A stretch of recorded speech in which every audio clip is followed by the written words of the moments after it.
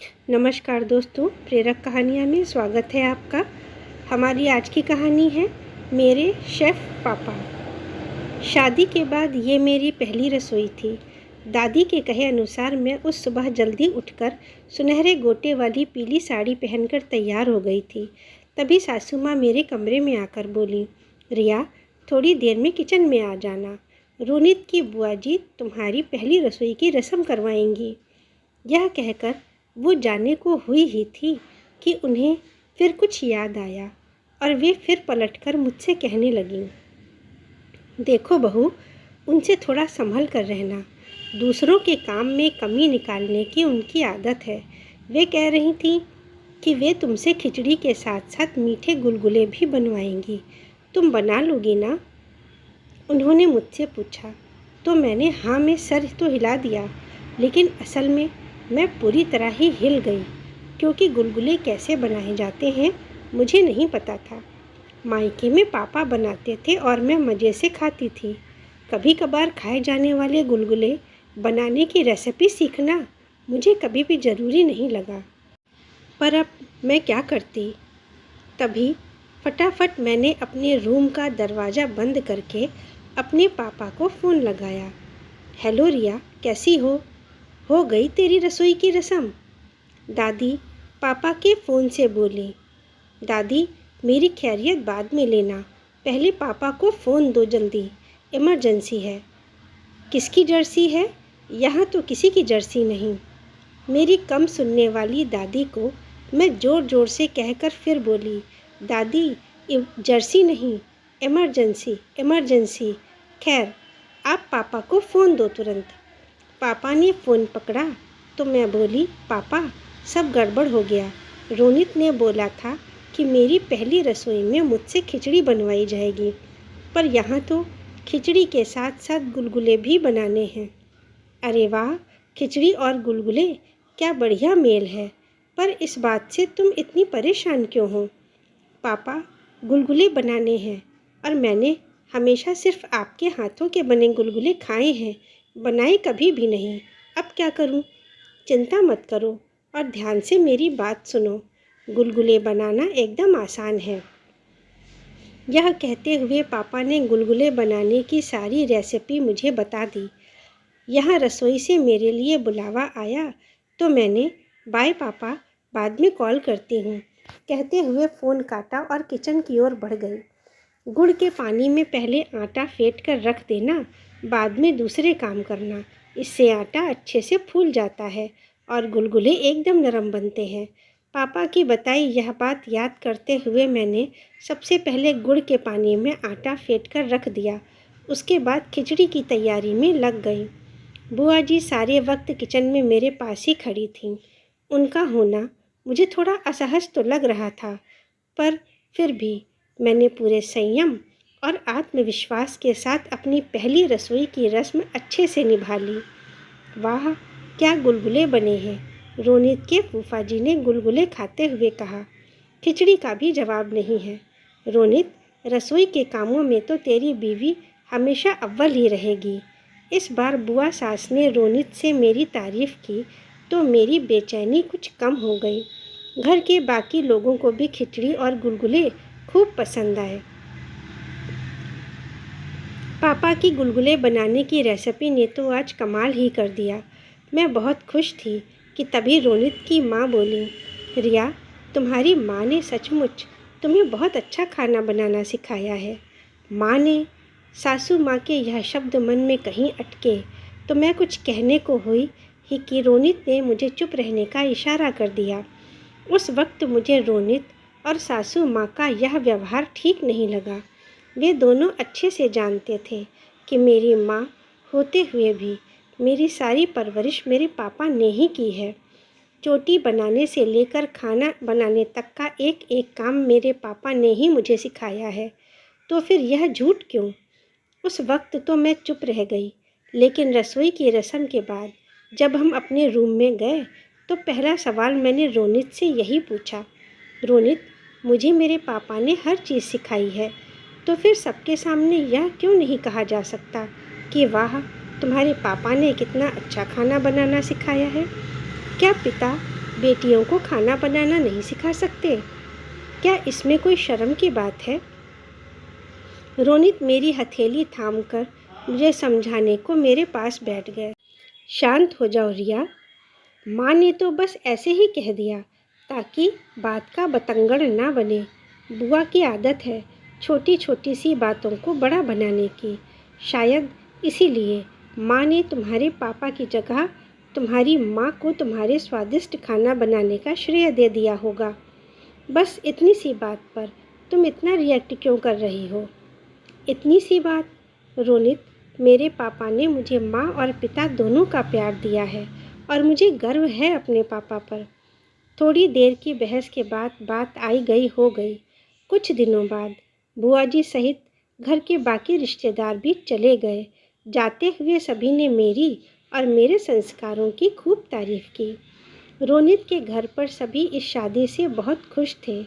शादी के कुछ ही दिनों बाद होली आई और मेरे मायके के रिवाज के हिसाब से बेटी दामाद की शादी के बाद की पहली होली पीहर में ही होनी थी। इसलिए मैं और रोनित मेरे पापा के घर चल दिए। जैसे ही घर के बाहर हमारी कार रुकी, ढोल वाले ढोल बजाने लगे। दरवाजे पर सुंदर रंगोली देखकर मन गदगद हो गया। पापा ने हम दोनों का स्वागत गर्मजोशी से किया। अंदर आते ही डाइनिंग टेबल पर लज्जतदार पकवान सजे हुए थे। दादी मुझ पर और रोनित पर अपना लाड दुलार लुटा रही थीं। पापा यहाँ से वहाँ भाग भाग कर अपने दामाद की खातिरदारी कर रहे थे। तभी रोनित ने उनका हाथ पकड़कर उन्हें अपने पास बिठा लिया।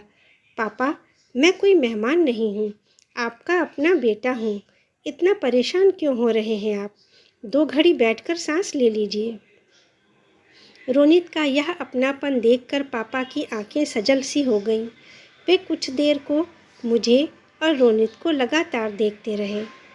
माँ एक कोने में बैठी हमेशा की तरह कुछ बड़बड़ा रही थी और दादी किचन में सबके लिए अपने हाथों की बनी स्पेशल खीर लेने चली गई थी। कुछ देर तक हमें निहारते हुए पापा बोले, चलो खाना तैयार है, अभी सब गर्मा गर्म है। जी पापा, कहते हुए रोनित और मैं खाने को चल दिए। पूरी टेबल तरह तरह के पकवानों से भरी हुई थी।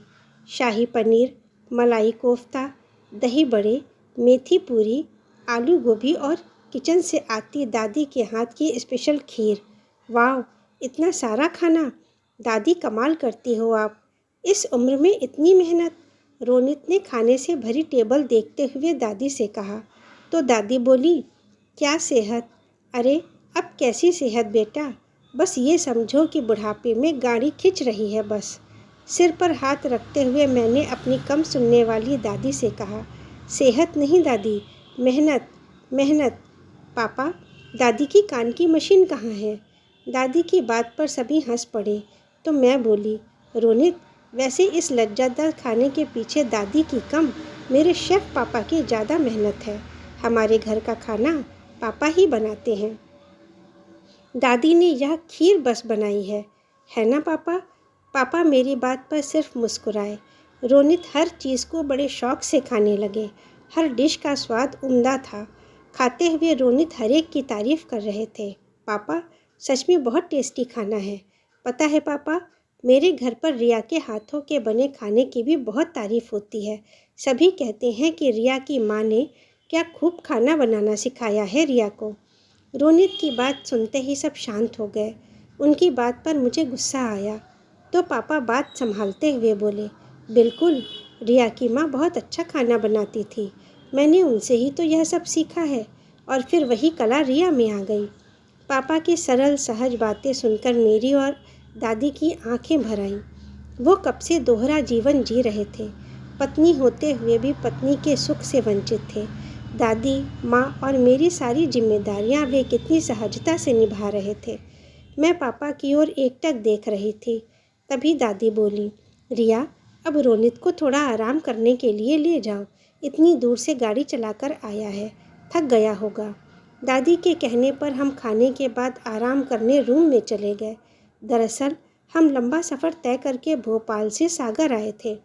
रूम में पहुंचते ही रोनित चुपचाप लेट गए और मैं गुस्से में कोई मैगज़ीन उठाकर पढ़ने लगी।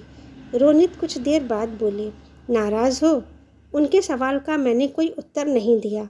तो फिर वे मुझे अपनी ओर खींचते हुए बोले, यार, जनरली सबकी माँ ही अपनी बेटियों को खाना वगैरह बनाना सिखाती हैं, इसलिए बस ऐसे ही मेरे मुंह से निकल गया।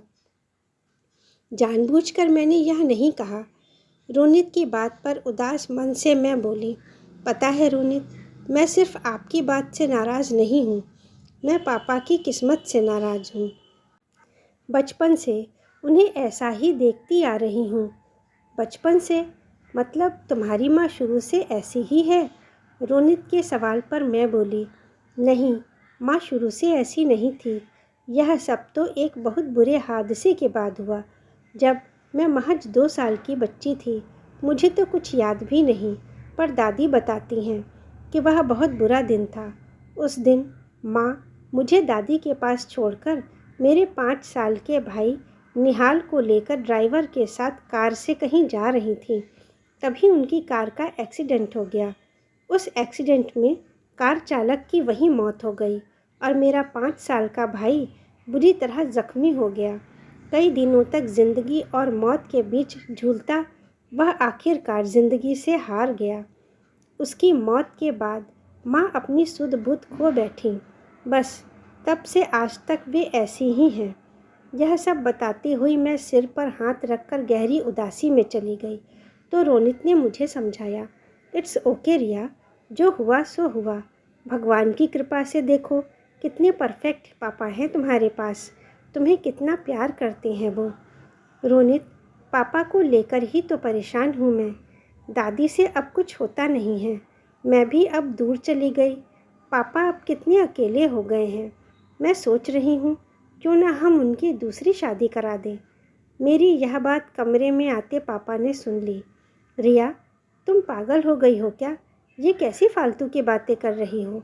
तुम्हारी माँ अभी ज़िंदा है, और अगर वो मर भी गई होती तब भी मैं उनकी जगह किसी और को कभी नहीं देता, समझी तुम? यह कहते हुए पापा गुस्से में वापस चले गए। उनके गुस्से पर मैं रो पड़ी।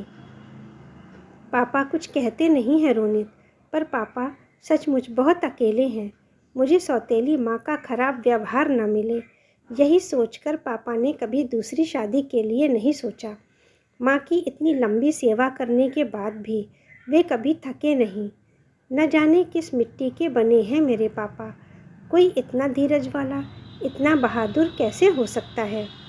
मैं पापा के लिए रोने लगी तो दादी मेरे कमरे में आ गई। मुझे रोता देख दादी ने मेरे रोने का कारण पूछा तो रोनित ने दादी को सब बता दिया। दादी मेरे सिर पर हाथ फेरती हुई बोली, ये पापा लोग ना ऐसे ही होते हैं, सब कुछ अपने अंदर रखने वाले। जब बच्चे छोटे होते हैं तब तो वे फिर भी अपना गुस्सा बाहर निकाल लेते हैं, लेकिन बच्चों के बड़े होते ही ये गुस्सा पीना सीख जाते हैं। बढ़ती उम्र के साथ एकदम चुप हो जाते हैं। तेरे पापा का भी वही हाल है रिया। पता नहीं आज कैसे तुझ पर गुस्सा करके बोल गया वो। दादी, मुझे पापा की फ़िक्र है, इसलिए दूसरी शादी के बारे में बोल रही हूँ। क्या एक बेटी को अपने पिता की खुशियों के बारे में सोचने का अधिकार नहीं है दादी? बिल्कुल है, पर आज नहीं, हम फिर कभी इस बारे में बात करेंगे। आज तो रोनित शादी के बाद पहली बार यहाँ आया है। आज होली के दिन घर का माहौल मत बिगाड़ो। कुछ देर में पापा का गुस्सा कम हुआ तो हम होली खेलने की तैयारियों में लग गए। रोनित और मैंने सबको रंग लगाया। कुछ और मीठे दिन गुजार कर हम वापस सागर से भोपाल आ गए। वक्त अपनी गति से चलता रहा। पापा से मैं रोज़ फ़ोन पर बात करती रहती। समय निकाल कर बीच बीच में सागर भी हो आती। शादी के 2 साल ही हुए थे कि मैं उम्मीद से हो गई। पूरे 9 माह बाद मुझे पुत्र रत्न की प्राप्ति हुई तो दोनों परिवारों में खुशी गूंज उठी। पापा दादी माँ को लेकर सागर से भोपाल आए तो मैं माँ को देखकर दंग रह गई। माँ को लेकर पापा कभी कहीं नहीं जाते, तो फिर माँ यहाँ कैसे आई? मैं कुछ सोच ही रही थी कि माँ ने मेरे बेटे को गोद में लेकर सालों बाद एक स्पष्ट शब्द बोला, निहाल। निहाल, यह तो मेरे उस भाई का नाम था जिसकी सूरत भी मुझे ठीक से याद नहीं थी। सब स्तब्ध थे। पापा की आंखों से आंसू झरझर बह रहे थे। माँ एकदम नॉर्मल व्यवहार कर रही थी। एक नवजात शिशु ने वो कर दिखाया था जो बड़े बड़े डॉक्टर नहीं कर पाए थे। उसके बाद पापा, माँ और दादी कुछ दिन मेरे साथ भोपाल में ही रहे। माँ नानी होने का हर फर्ज निभा रही थी। निहाल की किस्मत ऐसे नाना नानी पाकर सच में निहाल हो गई थी। फिर पापा, माँ और दादी मेरे बेटे को अपना आशीष और उसे निहाल नाम देकर वापस चले गए। माँ की तबीयत में धीरे धीरे सुधार आता गया और पापा की ज़िंदगी में फिर से खुशियाँ लौट आईं। मैं कुछ माह बाद निहाल को लेकर मायके गई तो इस बार डाइनिंग पर पहले से भी ज़्यादा व्यंजन परोसे गए। माँ ने मेरे लिए सोंठ गुड़ के लड्डू बनाए। रोनित भी मेरे साथ थे। कुछ देर बाद हमने खाना खाया तो रोनित बोले, वाह पापा, क्या खूब खाना बनाया है। तो पापा हंसते हुए बोले, इस बार तुम्हारी सास यानी कि रिया की माँ ने रसोई तैयार की है, मैंने तो बस उनकी मदद की है। दामाद जी, अब उनकी भी तारीफ़ कर दो। वो क्या है ना, मर्द तो यह बात झेल जाते हैं, पर स्त्री अपने हाथ के बने खाने की तारीफ़ सुने बिना नहीं रह पाती। तभी दादी बोली, जिस दिन स्त्रियां अपने बने खाने की तारीफ़ सुनना छोड़ देंगी, उस दिन दुनिया के सभी स्वाद फीके पड़ जाएंगे। सच कह रही हैं आप दादी। माँ, आपने बहुत स्वादिष्ट खाना बनाया है। मेरी माँ यह सुनकर मुस्कुरा दी। मुझे पता था कि खाना माँ ने कम, पापा ने ज़्यादा बनाया था। माँ तो धीरे धीरे ठीक हो रही थीं। वे एकदम से सारे काम कैसे संभाल सकती थीं? पर पापा रसोई में माँ की उपस्थिति से बहुत खुश थे। निसंदेह माँ के ठीक होने से मैं भी बहुत खुश थी, लेकिन पापा को उनका साथ फिर से मिल गया, इस बात से मैं और ज़्यादा खुश थी। रोनित कुछ दिनों के लिए मुझे सागर छोड़कर भोपाल चले गए थे। अब पापा शेफ़ माँ के साथ मेरे लिए रोज़ कुछ ना कुछ नया और स्पेशल बना रहे थे। ये लो, तुम्हारी माँ के हाथ का बना स्पेशल हलवा। इस तरह पापा बहुत खुश थे, पर मैं उनके हाथ की बनी चीज़ों को खाकर समझ जाती थी कि ये शेफ़ पापा के हाथों का ही कमाल है। पर मैं भी उनके इस छोटे से प्यारे से झूठ से खुश थी। असल में ऐसे ही तो होते हैं पापा, खुद कभी किसी बात का श्रेय नहीं लेते। धीरज और प्यार से, रहस्यमय ढंग से, किसी जादूगर की तरह सब ठीक कर देते हैं, बिल्कुल मेरे पापा की तरह। तो दोस्तों, उम्मीद करती हूँ कि आज की कहानी आपको बहुत पसंद आई होगी। तो लाइक का बटन प्रेस कर दें और अगर चैनल पर नए हैं तो चैनल को सब्सक्राइब कर लें। धन्यवाद।